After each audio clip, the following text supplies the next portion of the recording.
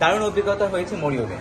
জীবনে প্রথমবার সে মাটির পুতুল, খেলনা, পুতুল নাচ, নাগরদোলা, লাঠি খেলা দেখেছে।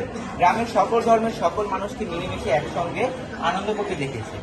মেলায় আসার আগে মরিয়মের দাদু ওকে নিয়ে গিয়েছিল বাজারের বড় একটি দোকানে, যেখান থেকে তাদের সংসারের প্রয়োজনীয় জিনিসপত্র কেনা হয়।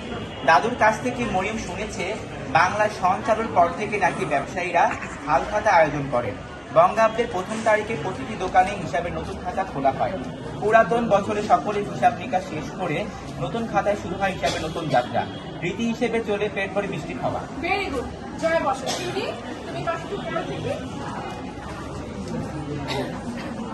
মরিয়ম আনন্দ মনে তার অভিজ্ঞতার গল্প বলে চলেছে। কথাগুলো মন দিয়ে শুনছিল মাইকেল, রেনু, নীলান্ত আর মাসুদ। চোখে মুখে নতুন কিছু দেখা, জানা ও শেখার আনন্দ নিয়ে নীলান্ত যোগ করলো নৌকা বাইচের কথা। নীলান্ত বলল, এরপরই প্রথম যে নৌকা বাইচ দেখেছে তাদের গ্রামের মধ্যে দিয়ে প্রবাহিত নদীতে। নদীর দুই পাড়ে চলছিল কয়েক হাজার মানুষের আনন্দ উৎসব। 6 থেকে 7টি দল বাইচে অংশ নিচ্ছিল।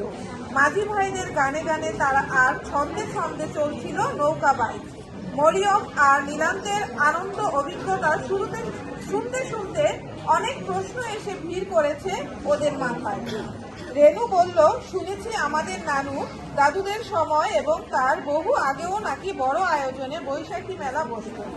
দোকানে দোকানে হালখাতা হতো, আয়োজন করা হতো নৌকা বাইচ প্রতিযোগিতা। আচ্ছা, এগুলোর ইতিহাস জানার উপায় কি?